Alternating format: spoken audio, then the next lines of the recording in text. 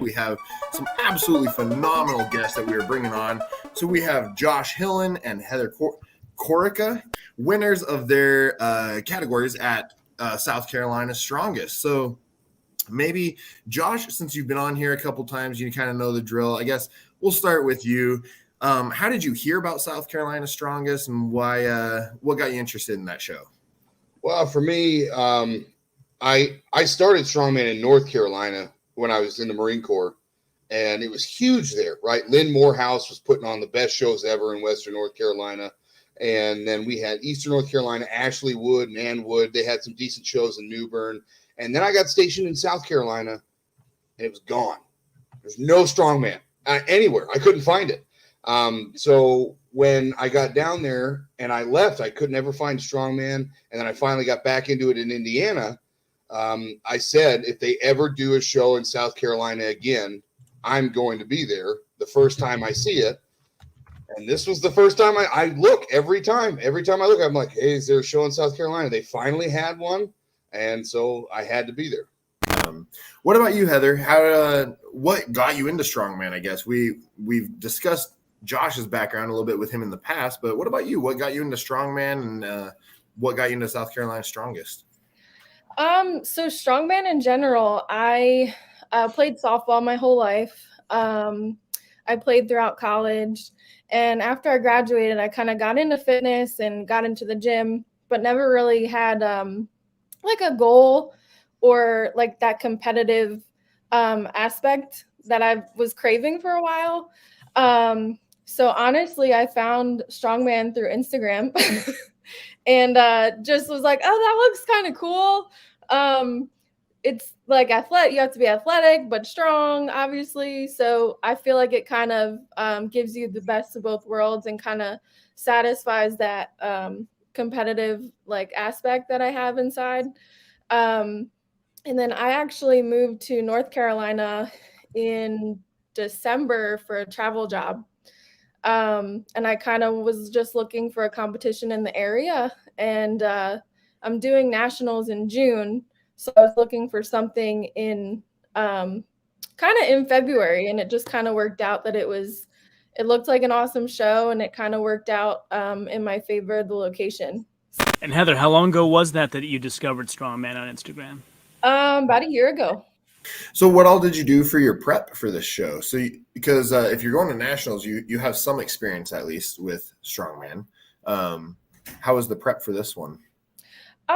It was pretty good. I mean, I have a coach, and we talked about it. He just kind of wanted to. I didn't have that much time to really prep for it, so we kind of just did what we could do within like 2 months, I guess. And I just kind of gave it my best shot, and worked out okay.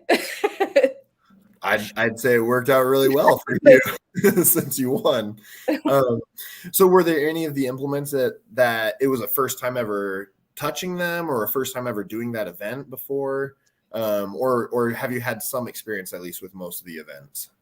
The Denny holds I only touched one time prior, and that was the event that I was probably not the most confident in, and I did the best in, which was ironic, but that's okay.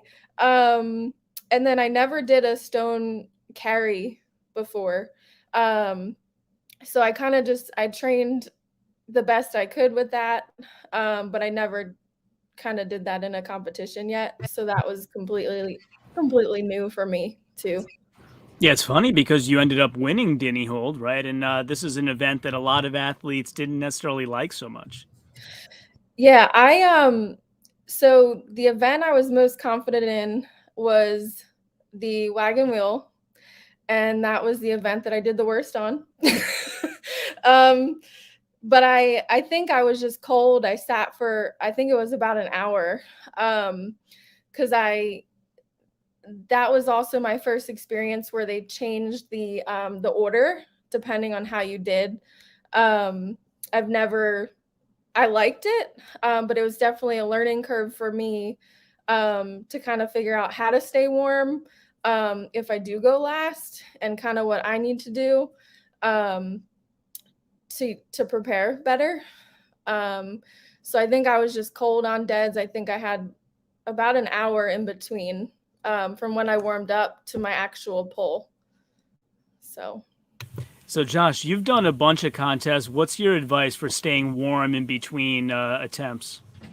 I like to space it out. I'll jump in at the really, really lightweight at the beginning of the warm-ups, but depending on the amount of competitors there, usually when you're setting up for a deadlift, everyone wants time to warm up for the deadlift. Nobody wants to come in at 300. And when you're a super heavyweight, you got to get to 700. And well, the last weight I touched was 400. Here we go. So everyone takes their time and tries to climb up the ladder. And I space it out. I do make a little bit bigger jumps in my warm up. So, than I do in the gym. In the gym, I'll do really small jumps and work my way up. But at a contest, because of that amount of time that's usually set aside to warm up for a deadlift, I will space the jumps a lot bigger, just because you could warm up properly. And then, like you said, now you have an hour of waiting. And because you don't want to just keep touching that top weight over and over, you're going to burn yourself out. So I like to just space it out. Do you have a preferred stopping point? Like, do you have a set? So with deadlift, do you stop your warm up like 100 pounds shy, 50 pounds shy, or do you just play it by contest and how you feel? I like to play it by contest and how I feel, only because I'm not the world's greatest deadlifter by any means. So especially at this contest, the weight was really, really heavy for me. I had only pulled it for one at any time during the prep. Which I had only attempted at one time in the prep. And I just said, okay, at least I'm not going to zero.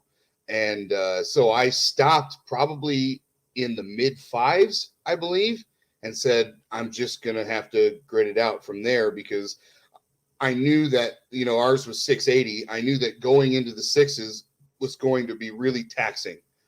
So I'd rather stay in the fives, make sure I'm good.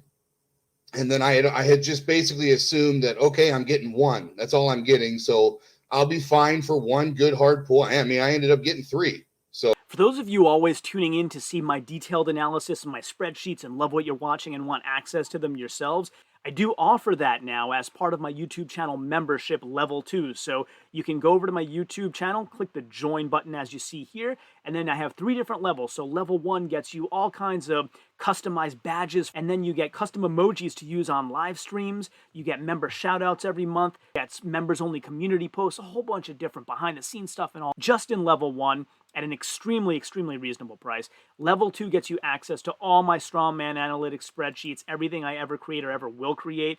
I add links to that in the membership community for that. And then you can be a live guest on my show as well. Just wanted to let you know that memberships are available at extremely reasonable prices, and you can help support the channel that way as well. Now on to today's content. I got second. I did not think that I could beat 6, so I stopped.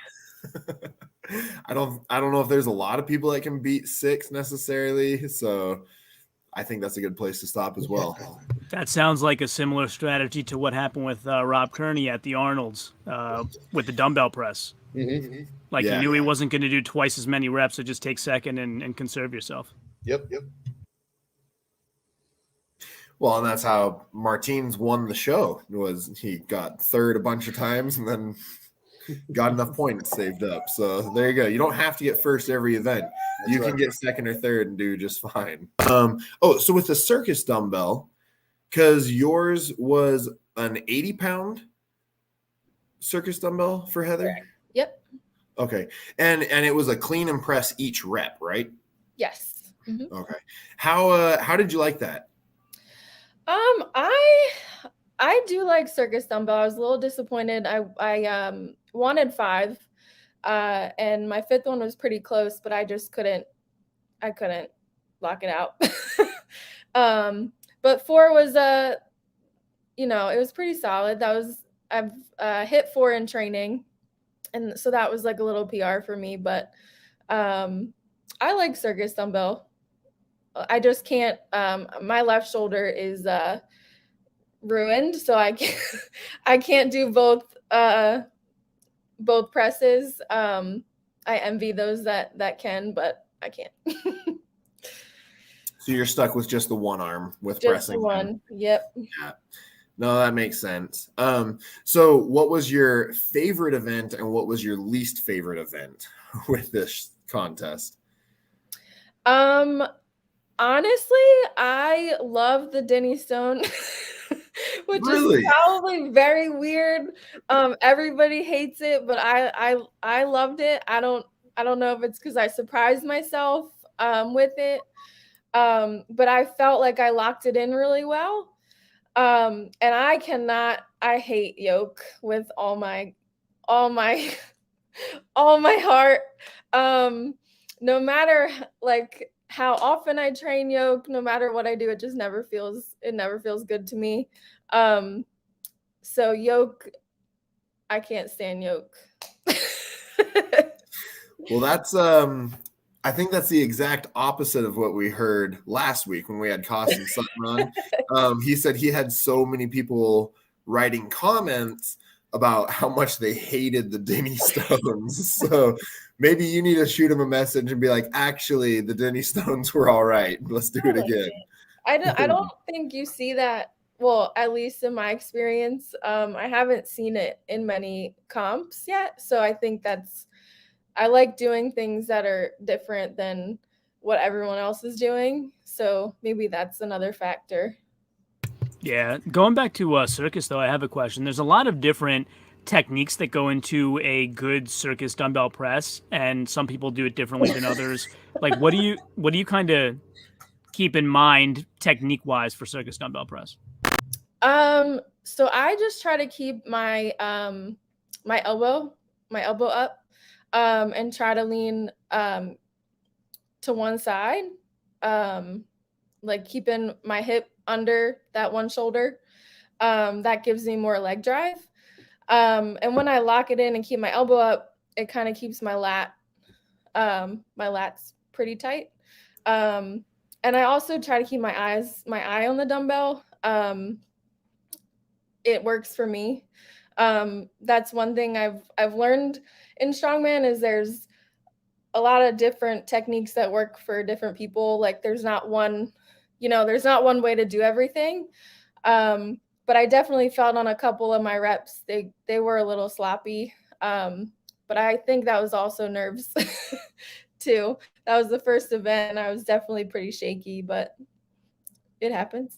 Yeah, I mean, I think that's good advice, keeping your eyes on it, because the one thing that can go awry the easiest with circus dumbbell is it goes off center, on a tangent. So I think I'm gonna try that. Like keeping your eyes on it, I think is really good advice. So I was gonna say, so you do kind of more of a traditional bent press with it, where you're leaning over more and you bring the dumbbell up and then bring your body up underneath it, or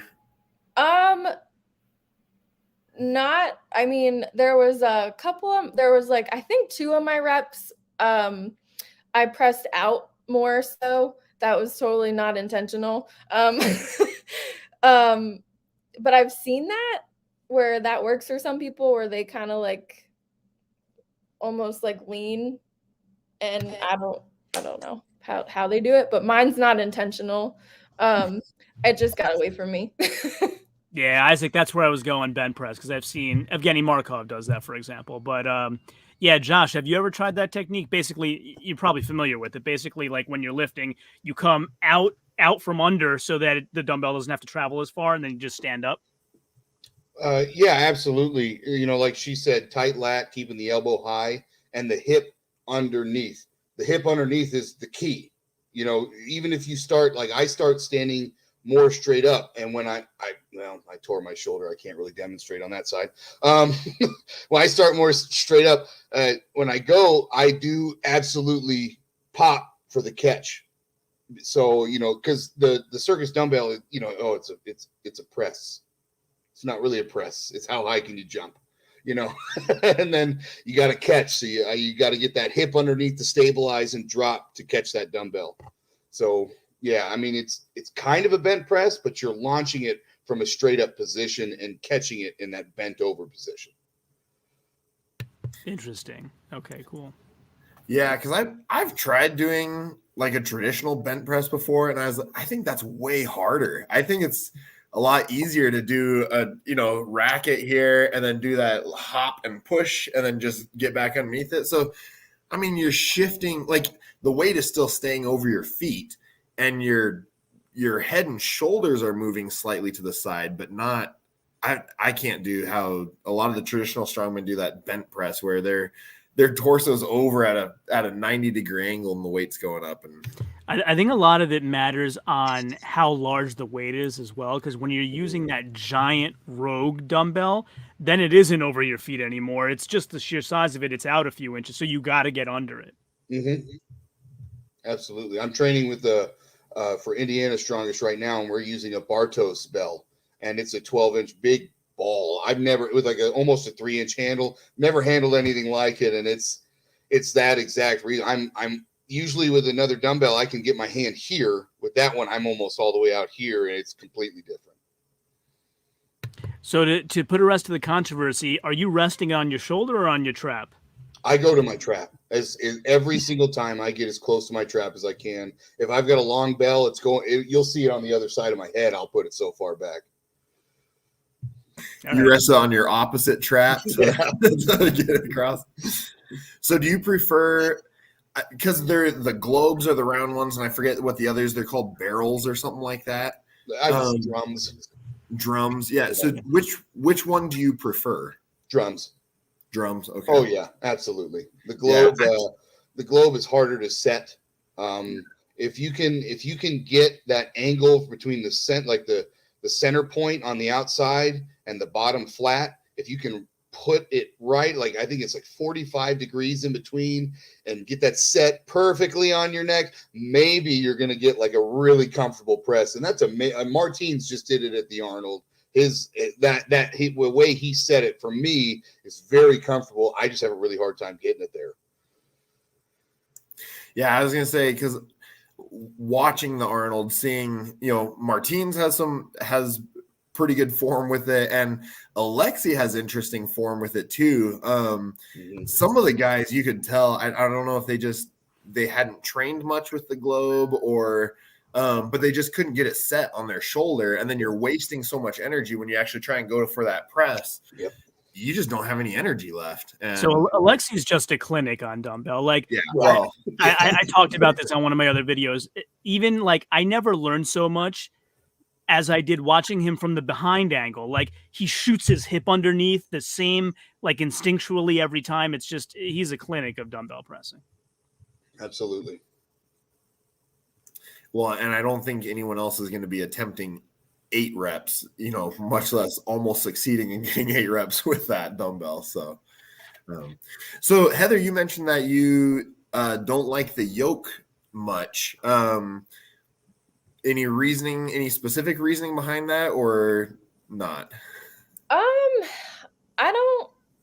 don't really know. I think I can never find, and maybe I just haven't found it. Maybe it just hasn't clicked for me yet.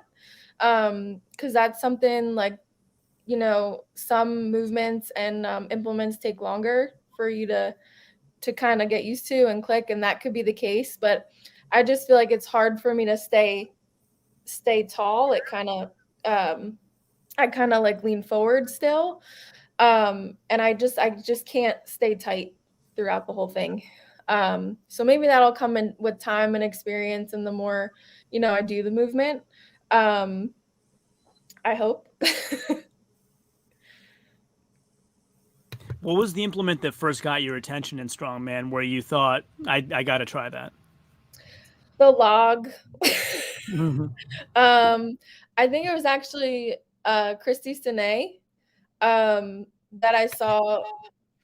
She was like the first I kind of saw on Instagram that I was like, "Ooh, that looks cool." And I think she was doing log, and then I had like a friend of a friend that competed, and I talked to him and kind of got started that way.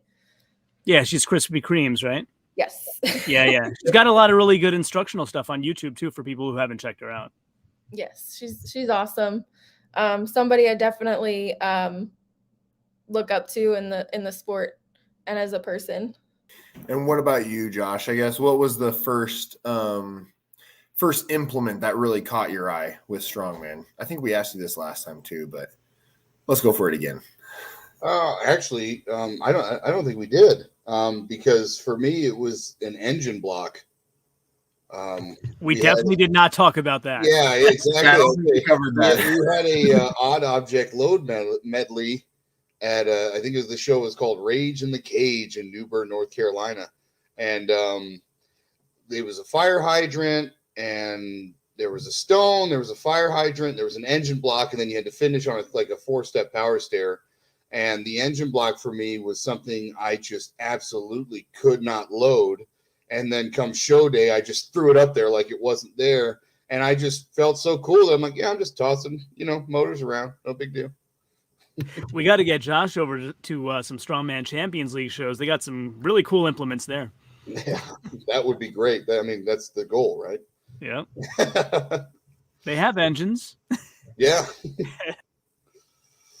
Yeah, that's one thing I love about SCL is their implements that they pick are gorgeous. They're fun to watch, fun competitions, and yeah, absolutely amazing. So Josh, with the yoke, we've asked several other people about this as well, but what is your preferred method with yoke? I know some people prefer, they want it, and so it's almost a squat, so they're picking it a good 4 or 5 inches off the ground. There's no risk of it catching.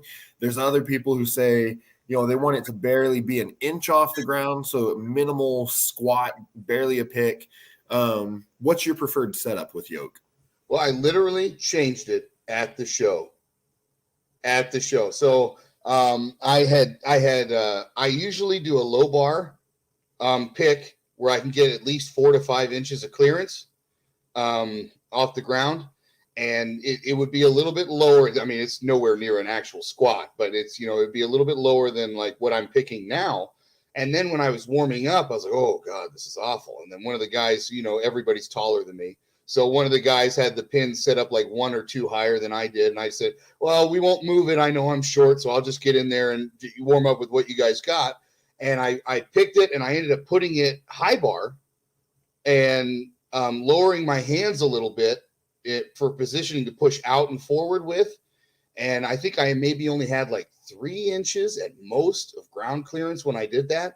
And that was the most stable I have ever felt in my life. So that is what I do now. I do that high bar pick, and it's not necessarily about getting the squat motion to clear the ground anymore. Because I feel way more stable now. I only need about 2.5, 3 inches of clearance, and I feel confident I won't drop it. Your traps must be bigger, because I've tried doing high bar with a yoke, and just because of the size of the bar on the yoke, it doesn't sit. And so I always do more of a low bar pick and then just bench press it around my body the entire time. And That's how I do it. That's how I used to do it. And then, I mean, literally warming up at the show, I changed it, and it worked completely. And then, Heather, what are your thoughts on the same question? I think I'm still trying to figure out what's most comfortable. I feel like I'm with Josh in the sense of I have like 4 to 5 inches off the ground because I might not be very confident yet in not dropping it. And I am trying to push against, like from the back, push against it to engage my lats and keep everything tight.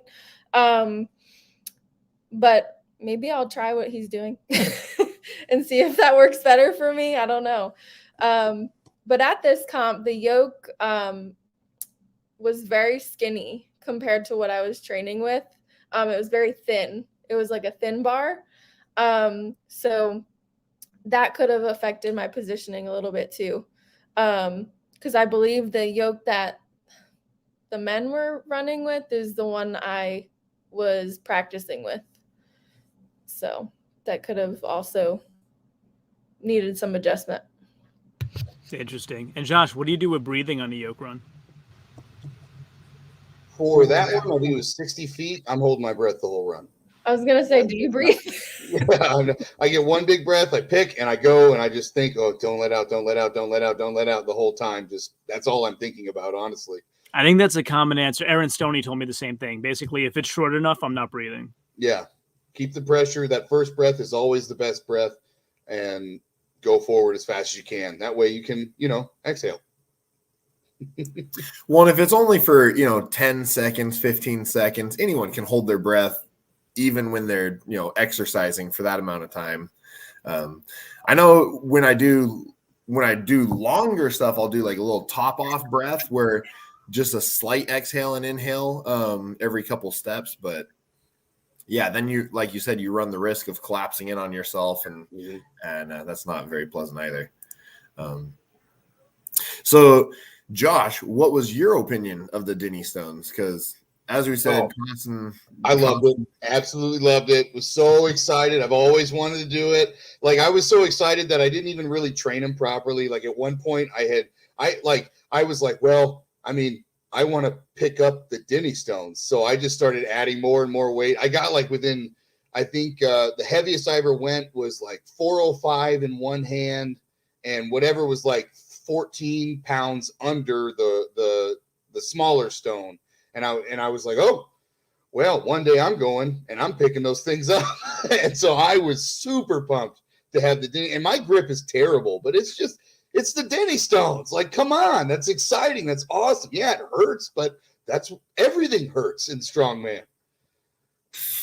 Well, that's fantastic. Well, Costin, if you're still watching this, there you go. Maybe you need to bring the Denny Stones back to the next competition as well. Absolutely. What do you two think? You want to do a hold next year or a walk? Oh, I'm gonna have to say walk just because I've never done it, and it would be cool to say I did it. What about you, Heather? Do you have an opinion on that? Give me a hold again. Fair enough. Did you see Kevin Farah's attempt, the record breaker at the Arnold? Yeah, that was amazing. Oh my, that guy is a beast. I don't know how he does it. 290, weighs 290 pounds. Yeah. He's the same weight as me, but he's almost 4 inches shorter, and pound for pound, he's about 4 times as strong as me. Yeah. We'll just put that a freak for sure. Yeah. And let's just say this: he went first. He didn't know what he had to beat. Yeah, he just went. He tried to leave the building with them. Like, he tried to walk through the crowd. I don't know where he was going. Yeah. Well, I thought that was interesting about their setup too. Is that, I mean, he really, when he passed the tape, he was about halfway to the crowd. Like, when he stopped, like I don't think they were ready for someone to go that far. Yeah, like nobody thought 20 was attainable because that's all the tape went up to. Yeah, for sure. Well, because he went, it was like 25 feet and something inches. Like, I got my notes somewhere. Give me a second. That's insane. Like, especially considering the previous record was 14 feet and however many inches. Like 25 feet 8 inches. That's crazy. That's 11 feet further than the previous record. So he almost doubled the existing record at the time. It's pretty good.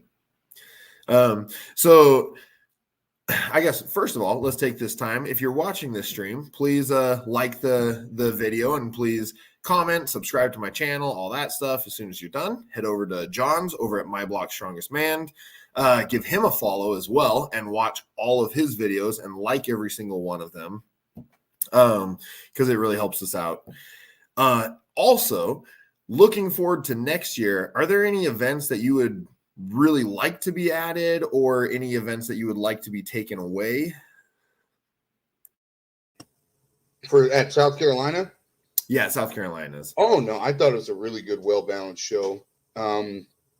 Circus Dumbbell, I haven't personally in Indiana seen that too often, and then now I'm seeing it. I think we got it in Indiana Strongest, a Max Circus Dumbbell. I think last year there was one other event that had it, but you don't really see it too often because nobody really likes it. So I love that he had that in there. Yoke run, I mean a moving event, a grip event, a deadlift, and then of course finish it off with the stones. I mean, that's a balanced show to me. I thought it was really well done. What about you, Heather? Are there any events that you would prefer to be added or taken away? No, I mean, I think kind of what Josh said, it's very well balanced. I feel like sometimes, at least with the shows I've done, sometimes they can overdo it with the pressing. And there's more than one pressing event, and I think it's just too much. So I think kind of having a little bit of everything makes it more fun too. Speaking of the stones as well, apparently there were some issues with them. Some people said that some of them were kind of crumbling a little bit. Or did either of you have any issues with the stones, or was it not on your mind at all? No, I mean, I know one stone broke, but our stones were okay. Isaac, it's on video. You can go ahead and blame him. Tim Buck said it. Tim Buck said it. Hey, I got all the crumbling off that stone before Tim Buck even got close to it. All right. I went to the second stone. It took all my tacky off. I had nothing but paint and concrete on my arm, and I essentially picked up that third stone tackless. So it was, I mean, no complaints from me. Again, that's strongman. You're not always going to have, we're in a hobby level. We're amateurs. I'm glad Costin got all the stones he got. I'm glad we had the equipment we had, and we made do. And I just, and that's the first stone event I've ever won. So there's no way I'm taking away from it. That's what I was thinking in my mind. One day I was in the woods, I was lifting a natural stone, and I got stung by 12 bees, and I heard Josh's voice in my head, "That's strong, man." I don't know about bees, but Yeah. I was gonna say, if you bug Costin about it, maybe he'll throw some beehives in there as well. You can extreme strong man. Yeah. By the way, Josh, one of your good friends is in the comments. Yeah, I was gonna say Albert Brand is watching this right now, and apparently he disagrees with you. You can never overdo it with pressing. So, your experience, what's the most exciting event that you've seen in the competition so far? For me, I really, really like Power Stairs. I think it's a really cool looking event. If you get the right setup, right, like the really wide steps, the really high steps, you got these T-bar handles all at the bottom. If you stack the plates or you get the implements, they look huge. The guys got to spread their legs all the way out to grab it, and then I mean they're hopping, they're jumping, and or they're not, and you can really tell the difference in strength with the Power Stairs, because you'll have guys that are just picking it up, leaning and trying to edge it on, and then roll it a little, push it a little bit, and then you've got guys that are just bunny hopping, up, up, up, all the way up. And I think it's fun to watch who's going to be the fastest. You know what's interesting to me about Power Stairs? I think it's a lot of people's favorite, and it's so close to something that's everybody's most hated event, which is Duck Walk. So, because with Duck Walk, because of the pattern of you walking, it's knocking into you. But with Power Stairs, it's one at a time, so it's not knocking into you. So it goes from like most hated to most loved. It's amazing. I was just gonna say the same thing, John. They're very similar and drastically different opinions on both movements. But what about you, Heather? What's the most fun event that you've been able to do so far? Well, I haven't done, which I really want to do. I've never done a Conan's wheel. And that looks, I don't know, it looks kind of fun, but kind of torturous. So I want to see how it feels. If you like to die, go ahead. Yeah, I guess we all like this sport. We kind of like a little pain, But yeah, Conan's wheel I haven't done yet. And I think that would be pretty cool to try.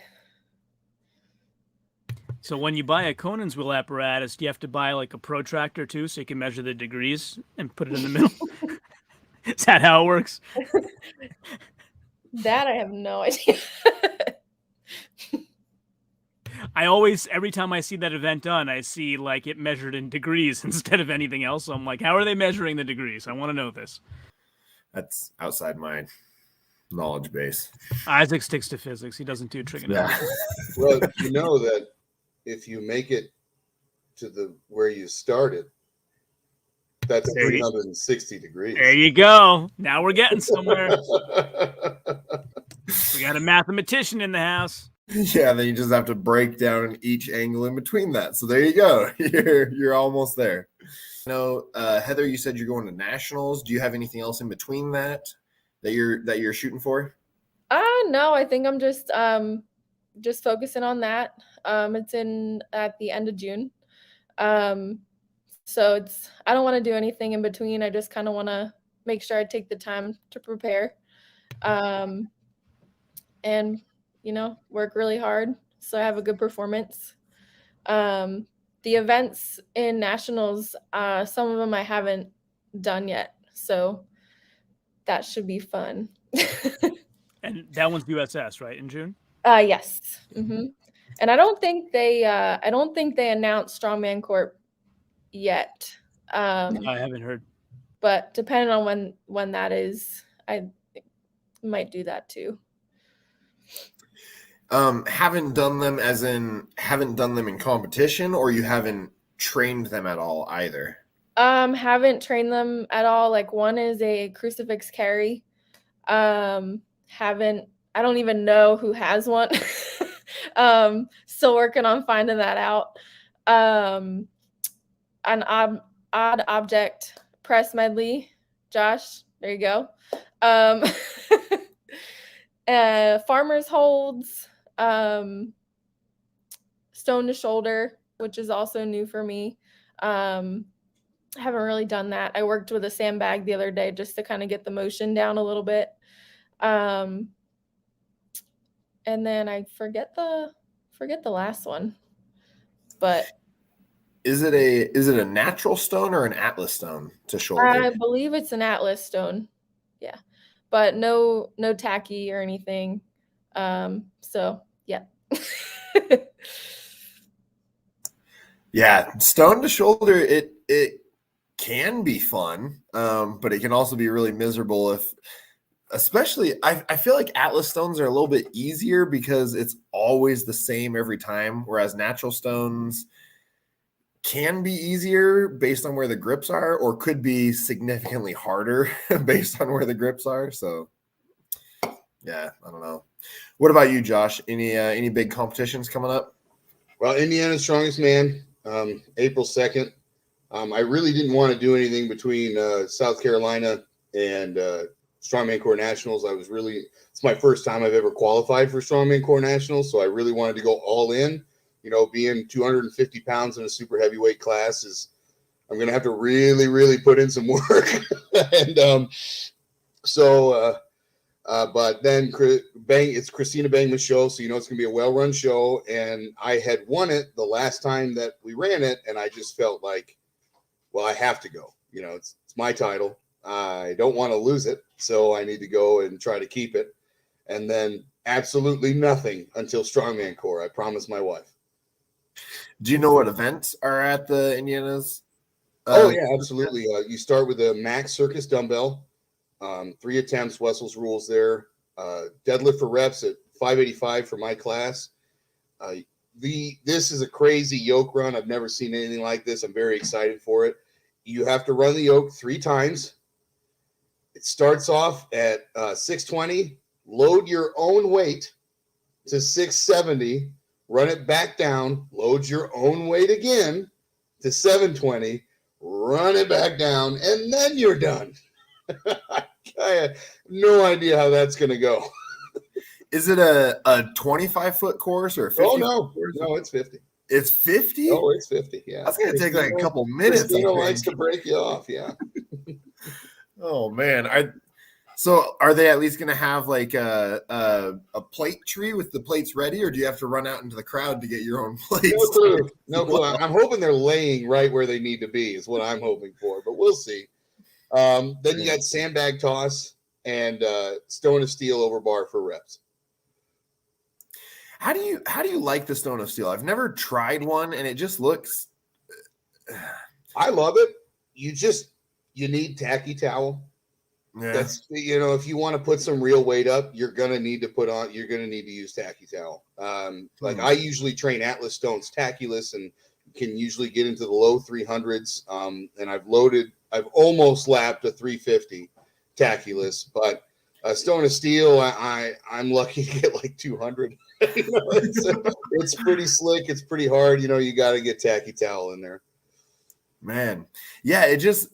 I'd like to try one at some point, but it just looks, I don't know. It just looks different, I guess. I don't know if it's necessarily harder than a regular Atlas stone or not, but I don't know. Well, I mean, it's different, with an Atlas stone when you load up on tacky and you can double over a stone and basically just lift your arms like a crane. You can't do that with a stone of steel. You still have to stay almost parallel to the floor and load it that way, which is harder for me. I'm 5'7". So when I have to hug it, I have to basically lean all the way back to get it over, no matter what the height is. Do you know what the height's going to be at Indiana's? I think it's 50 inches, 50 or 52. So, I mean, for everyone else, it's like their belly button. Yeah, I'm short. I'm just gonna say it's like chin height for you, right? It's right about shit, basically. Chin height, yeah. So does the beard ever get in the way with that sort of thing? With the stones, you roll it up over your beard? So far, not with stones or the stone of steel. The only thing my beard has ever got caught on is a log, and I had cleaned it and rolled it, and I felt like, wow, this is a really good clean. And it had rolled so smoothly that it rolled right into my beard and actually pulled my face into the log to where I basically just headbutted it. And I was like, oh, I ended up cutting an inch off my beard the next day. It's like, well, I can't let that happen again. That was awful. I mean, you could split your beard and move it out of the way somehow, I guess. But yeah, there you go. Yeah, I don't know if that would work very well either way. No idea. I've never tried it. Maybe I should. Oh man, you're muted, John. Sorry, Josh. I was wondering. You used to be Farm Strength, right? And then at one point you transformed into Pocket Viking. Tell us about this journey. Well, I named it Farm Strength because, I have a small business, 3 apple farms. I sell grass-finished beef and everything, running into pork and chicken next. But at one of Chris Vaccio's show, it's like the heaviest amateur show in the world. It was there was someone there that when I was lining up for the deadlift and with my hair and my beard and everything, she was like, wow, he looks like a Viking. And I always like to make fun of how short I am so I can beat everyone else to it. And I said, yeah, like a pocket Viking. And then everyone laughed and kind of just stuck. And I love it. I'm good with it. I just run with it. So I was like, hey, I'm going to change the handle on Instagram. And here we go. I'm the Pocket Viking. It's clever. I like it. Yeah. Maybe my size Viking. Maybe that's where we go. Heather, what's your nickname? Do you have one yet? Not yet. No. Gotta wait for someone to give you one?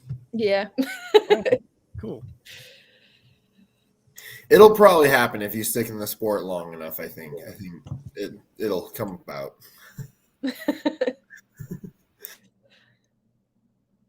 So, Josh, I finally found a log in the forest that I want to finish into a lifting log. I'm going to make sure not to grow my beard out as much as you did. Definitely don't do that. It did not feel good at all. So, and Josh, I wanted to ask you, have you trained much on like wooden logs, or do you primarily use steel logs, or do you have a preference for either or? I used at that same show that I got my nickname. Chris Vaccio has a Slater log, and that's the first time I'd ever touched a wood log in my life, and it was completely different. I don't know if I would prefer one over the other. I just learned that the clean technique for me changed. With the steel log, if the cutouts are right, you can put your forearms down and really shove your elbows up to get that log to your chest. With that Slater log, and I'm small, but I have very large, fat hands. I put it in and grabbed the handle, and that was it. I had no room for anything else. It was my hands were almost touching top and bottom of that insert. and I could not get my forearms underneath at all. And so it had completely changed the clean technique and ruined my log press, where I was pressing, for that contest, I was prepping. I was really hoping for a 400-pound log. I ended up missing 365 because the clean I had to work so hard to get that thing up to my face. By the time it got there, I had nothing left. So I don't know if I'd prefer it, because like I always say, it's strongman. You got to be able to go with whatever's there. But I will, let's just say I do prefer getting my elbows in. So if a wooden log, if I can put my elbows in, we're good. Steel log, good. If I can only use my hands, I'm going to be upset. And I wanted to ask you too. So do you prefer a regular deadlift or wagon wheel deadlift? Because wagon wheel is mid thigh for you, so it's almost locking out. It's not mid thigh. That is a 13-inch deadlift. It's the weakest position for me ever. I am cursed with, actually, I'm short, right? I'm 5'7", but my limb length is measured out to match someone who is 6'1", right? So I have that. Everyone says, oh, you're good at pressing because you have short arms. Well, no, I don't. Oh, you're good at deadlift because you're closer to the ground. No, I'm not. I have really long legs and a short torso. So I have, I've got that same thing with the legs going. It is not mid thigh. All right. Not at all. Even an 18-inch deadlift is not above my knee.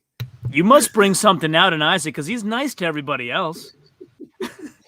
I'm easy to pick on. It's only with return guests that I start to pick on them a little bit. Yeah. No, we had the comment in the right here from Shelly Kaiser, who said short but mighty, and so I decided to throw it out. That's my mother. Hi, Mom. Yeah, there you go. Yeah.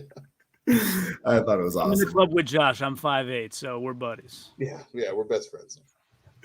I think he has you beat in weight though by a little bit at least, and in strength by a lot of bit. Yeah, a lot of bit.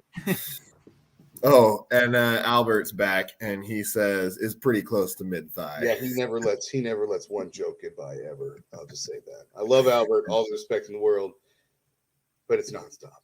Yeah. Well, and I mean, with him though, 18-inch deadlift is still below his knees, so he's on the other end of the spectrum. He's a very large man. Yeah. Yes, he is. So, what about you, Heather? Have you done much with wooden logs or steel logs, or do you have preferred one or the other? I've never used a wooden one, and I haven't touched a log probably in like 6 months, maybe. It just hasn't been in any competitions I've done recently. I did a seminar in December and just kind of worked on form with it, but that was the last time I touched one. I never used the wooden one though, so not really sure how that would feel different. What's the most shall we say interesting implement that both of you have had to train with? Because I know like from my experience, the most interesting yoke that I had to train with was something that someone had handcrafted out of some steel I-beams and just kind of welded and bolted things together to make this yoke. And empty, I think it's like 550 pounds or something like that. And it's awkward and miserable and kind of rattles when you pick it up. But I guess it's kind of fun to train with. So what about with you? What's the most interesting implement that you guys have had to train for a comp? For me, I would say at Indiana Strong, Christina Bangman's gym, she's got a Husafell stone. It's either 200 or 250 empty, but it's really not that big a deal. But it's so thick and tall that it is like there's no way for it to clear you. Like you can't get it high enough to clear your waistline. Really, really hard to train with. And that's the reason why I like it, was because when I train with it, every time I go to a show, nobody has a Husafell stone that's as hard as that one. So I'm like, oh, this is a breeze. This is such a break, oh my gosh. Yeah. So for me, that would definitely be her Husafell stone she has. That's interesting. I know I haven't done Husafell much, but it's I don't know. The one of the ones I've trained with had some fairly sharp edges on it, and so the first time you pick it up, it just cuts right into your forearms. And so I learned pretty quickly, like, oh, that's stone sleeves are really good for multiple other things as well. What about you, Heather? I've trained a lot with like customized like farmers. I haven't really like different lengths, different weights, different handles.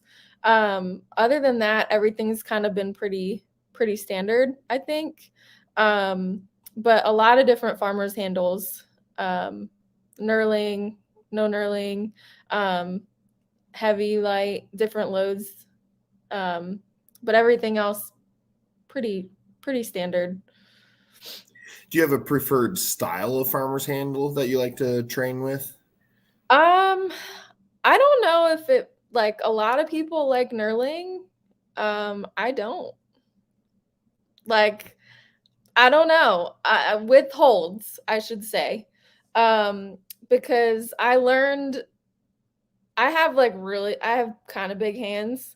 And like with the Denny's, like I was able to like kind of grip my thumb under, and that's how I was able to like hold it for a while, I think. But the knurling, because I have farmers holds for nationals, it just hurts. Like, and that's the worst part. So I like smooth handles. I don't know if that's weird, but I think No, that's what I'm always saying. Do you have the Titan Fitness ones? I have no idea. That's what I have, and they hurt. No idea. I just pick things up and put them down, Nice, like the commercial. Yep. isn't that what strongman's all about? You pick it up and put it down, or pick it up and throw it. So Isaac knows me well enough. Now I got to go get it and show it to you. There you go. Go get your farmer's handles. Oh Yeah, I was gonna say I don't know if I've seen any comps. I don't think that have knurled farmer's handles. I think usually it's a smooth one, or I think once I've seen them where they put like athletic tape over it, but everybody hated that. So I don't know. I think he's actually going to go get his farmer's handles.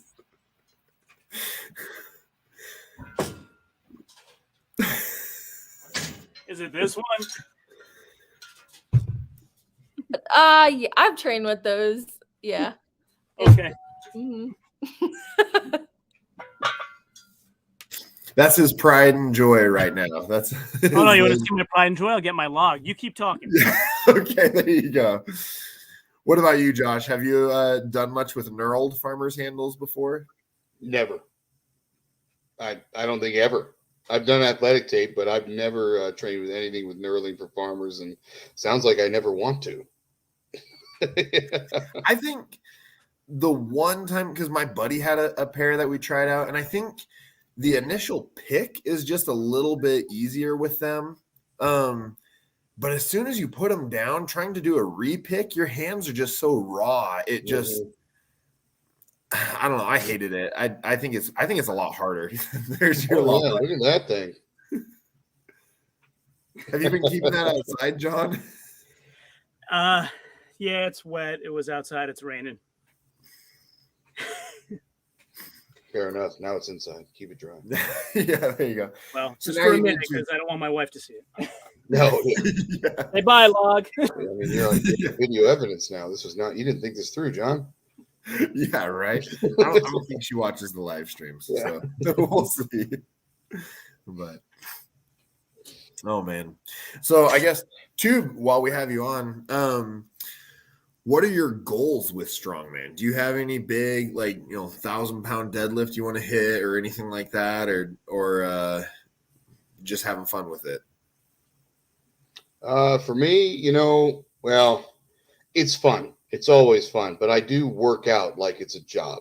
I absolutely, I mean, you guys know I've got my small business, I've got my family, I've got a full-time job, and then I go to the gym either really early in the morning or really late at night.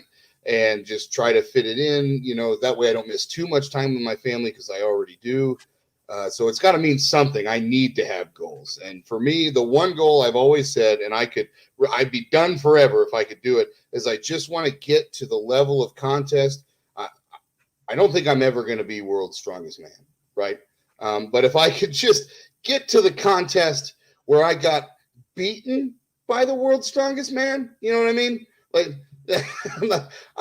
I'd be good with that. Like, just get me to that level where, like, that guy's like, oh, clearly he's going to go win worlds. Like, oh yeah, that's why I lost. He's just the world's strongest man. It's the only reason why he beat me. So you want an excuse competition?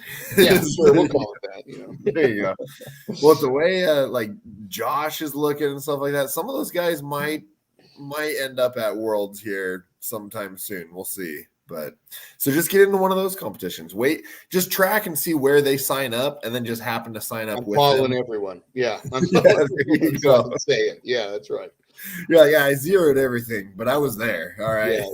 No, that's like the joke goal, but the main goal is, like, I started that Little Big Guy apparel company and everything, and so that's still the goal, is to be 5'7", 250, 260, and become a pro super heavyweight. Like, to show people that you don't have to be Brian Shaw, you don't even have to be as heavy as Kevin Ferris, and he's like really light.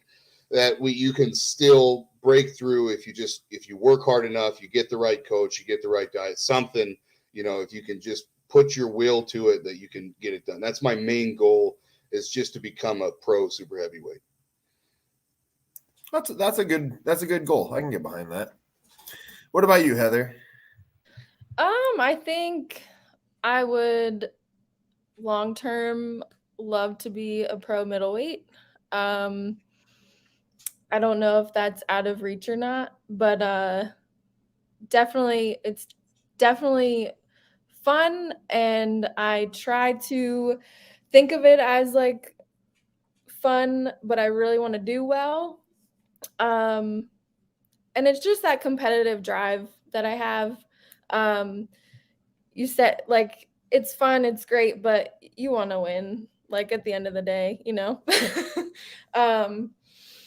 So I think my long-term goal would be, to be a pro middleweight. That's a good goal. I can respect that. Definitely. So John, we're at the 1 hour mark. John, are there any more questions that you had for them before we start wrapping everything up? No, I don't think so. I mean, just as far as becoming a pro middleweight, anyone you're working with now that sort of has been in strongman longer that you can sort of learn from? Well, my boyfriend, I met him through strongman. So it's awesome to have that support. And in training, he pushes me, and that's definitely very helpful. My community at the gym, just have a really good environment. And everybody there is really supportive. So those two things combined, I think my coach as well. They believe in me more than, I believe in myself. So as cliche as that is to say, I tend to underestimate my strength at times, and kind of don't know my own limits yet.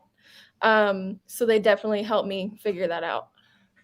Awesome. And I don't know if you mentioned it while I was out of the room, but you want to give a shout out to your coach? Oh, Scott Paltos. Cool. Yeah. So I guess we're at that point here. Do either of you have any sponsorships or individuals or anything that you'd like to shout out? Oh, we have one more comment here. Any advice or tips for going into a comp in 6 weeks? So I know who this is. So he has it's a clean and press away axle, deadlift ladder. Oh, I forget the other 3 events now.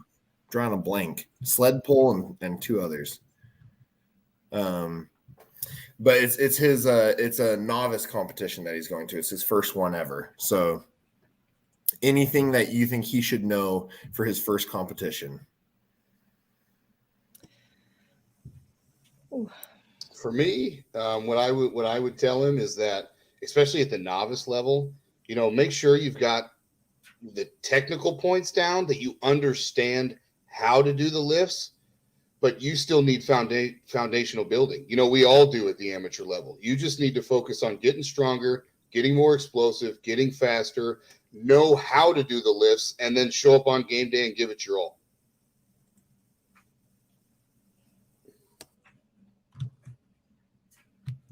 That's good advice. What about you, Heather? Any pointers that you think he should keep in mind? I would say just try to focus on one event at a time, one rep at a time. When you are in the competition, personally, I'm very nervous, very anxious. But that's something that's helped me, is just try to focus on what's right in front of you, and kind of what you worked on, to prepare for that moment, and just have fun. Yep. That's what I told him too. Is just give it, prepare as best you can, but just go and have fun. Just get your feet wet and figure out the sport. But yeah, so wrapping everything up though, any shout out to any sponsors that you have, or any your coach or anything like that, or Josh, I guess if you want to give a shout out to your businesses or a clothing brand, anything like that. Yeah, no, I already name drop them. They're doing fine. I won't bother everybody with that. But a huge help for me has been in Wabash, Indiana, Neil Bever. I believe that's Beaver or Bever, how you pronounce his last name. I always just called him Neil. I never really said his last name ever. He was Hoosier Chiropractic.